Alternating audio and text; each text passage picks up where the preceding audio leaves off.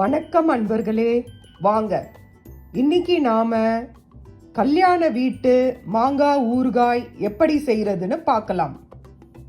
நாம இந்த மாங்காயை பொடி பொடியா நறுக்கி எடுத்துக்கலாம். இப்போ நாம கல்யாண வீட்டு மாங்காய் ஊறுகாய் எப்படி செய்யறதுன்னு பார்க்கலாம். ஒரு நல்ல மீடியமா பழுத்து இருக்கிற, ரொம்ப பழுக்கவும் கூடாது, ரொம்ப காயாவும் இருக்கக்கூடாது, நல்லா செகப்பா இருக்கிற கிளிமூக்கு மாங்காவை வாங்கிக்கோங்க. நல்லா செகப்பா இருக்கணும், அமுத்துனா பழம் அமுங்கக்கூடாது. அந்த மாதிரி நல்லா இருக்கிற கிளிமூக்கு மாங்காவை வாங்கிட்டு அதை என்ன பண்ணுங்கன்னா இந்த மாதிரி பொடி பொடியாக நறுக்கிக்கோங்க. இந்த மாதிரி ரொம்ப பொடியாக நறுக்கிக்கணும். கொட்டையை எடுத்துருங்க, மற்றபடி எல்லாத்தையும் இந்த மாதிரி பொடியாக நறுக்கிக்கணும். நறுக்கிட்ட பிறகு என்ன பண்ணோன்னா 3 ஸ்பூன் மிளகாய் தூள் எடுத்துக்கோங்க, 1 ஸ்பூன் பெருங்காய பவுடர் எடுத்துக்கோங்க, 1/2 ஸ்பூன் மஞ்சள் பொடி, தேவையான அளவு உப்பு எடுத்துக்கோங்க. இந்த மிளகாத்தூள் வீட்டு மிளகாத்தூள் தான். உங்களுக்கு காரம் உங்கள் வீட்டில் சாப்பிடுவாங்கன்னா நீங்கள் வெறும் மிளகாத்தூள் எடுத்துக்கலாம். நான் இது வீட்டில் எல்லாத்துக்கும் உபயோகப்படுத்துகிற மிளகாத்தூள் தான் எடுத்திருக்கேன். இந்த மிளகா பொடி எடுத்துக்கோங்க, பெருங்காய பொடி எடுத்துக்கோங்க, உப்பு எடுத்துக்கோங்க, மஞ்சள் பொடி எடுத்துக்கோங்க. இது அப்படியே நாம் அந்த நறுக்கி வச்ச மாங்காயில் நாம் போட்டுடலாம்.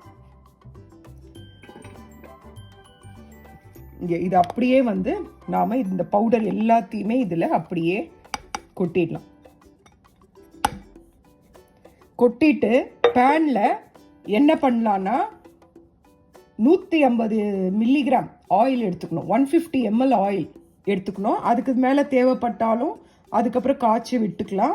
150 ml ஆயில் எடுத்துக்கோங்க. அந்த ஆயிலை நல்லா கொதிக்க விட்ட பிறகு அதில் கடுகை போட்டு பொரிஞ்ச பிறகு கேஸ் ஸ்டவ் ஆஃப் பண்ணிடுங்க.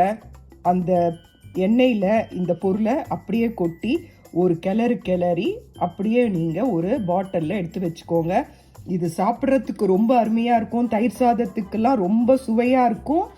இதில் சாதத்தை போட்டு பிசைஞ்சு சாப்பிட்டீங்கன்னா அந்த கடைசியாக வர அந்த கூட்டுலெல்லாம் நம்ம கொஞ்சம் சாதம் போட்டு சாப்பிடுவோம் பாருங்கள், உருளைக்கிழங்கு கூட்டு அந்த மாதிரி அந்த பேனில் கொஞ்சம் ரைஸை போட்டு பிசைஞ்சு சாப்பிட்டீங்கன்னா செமையாக இருக்கும். எங்களுக்கு கிளிமூக்கு மாங்காய்லாம் இங்கே கிடைக்காது. இங்கே கிடைக்கிற மாங்காயில் நான் பண்ணியிருக்கிறேன். இருந்தாலும் நான் இந்தியாவில் சாப்பிட்ருந்தனால எனக்கு சொல்லும் போதே நாக்கில் எச்சு ஊறுது. ஆனால் எங்களுக்கு அந்த சான்ஸ் கிடையாது. அதனால் நீங்கள் கிளிமூக்கு மாங்காயில் கண்டிப்பாக செஞ்சு பாருங்கள். ரொம்ப சூப்பராக இருக்கும். தயிர் சாதத்துக்கும் அந்த வெறும் ஒயிட் ரைஸ்க்கும் அதை போட்டு பிசைஞ்சு சாப்பிட்டீங்கன்னா உனக்கு எனக்குன்ட்டு போட்டு சாப்பிடுவாங்க. இதை நீங்கள் ருசித்து பார்த்தா தான் உங்களுக்கு அதனோட அருமை தெரியும். இப்போ நான் பேனில் ஆயிலை ஹீட் பண்ணியிருக்கிறேன். அதில் கடுகை போட்டுட்டு அது பொரிஞ்ச பிறகு நான் இதை அதில் கொட்டிடுறேன். பேனில் எண்ணெய் விட்டு எண்ணெய் காஞ்சதும் அதில் கடுகு போட்டிருக்கேன். கடுகு பொரிஞ்சதும் நம்ம எல்லாம் கலந்து வச்சிடும். கேஸ் ஸ்டவ் ஆஃப் பண்ணிவிடுங்க, சூடில் எதிர்க்கக்கூடாது. கேஸ் ஸ்டவ் ஆஃப் பண்ணிட்ட பிறகு நாம் கலந்து வச்ச எல்லா பொருளையும் இதில் கொட்டி கலரி எடுத்துடலாம். கொஞ்சோண்டு வெந்தய பவுடரையும் ஆட் பண்ணிக்கோங்க. இதுதான் கல்யாண வீட்டு மாங்காய் ஊறுகாய்.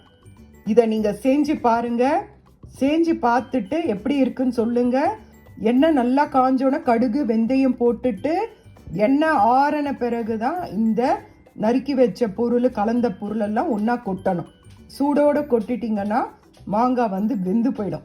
அது நல்லா நறுக்குன்னு இருக்கும், செமையாக இருக்கும். செஞ்சு பாருங்கள், சாப்பிட்டு பாருங்கள்.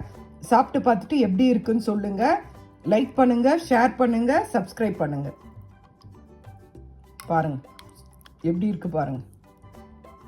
உங்களுக்கு என்ன தேவைப்பட்டால் நீங்கள் இன்னும் கொஞ்சம் விட்டுக்கலாம். நான் வீட்டு மிளகாத்தூளை பண்ணியிருக்கேன். உங்களுக்கு நல்லா ரெட்டிஷாக வரணும்னா நீங்கள் சிகப்பு மிளகாயில் பண்ணுங்கள். நன்றி, வணக்கம்.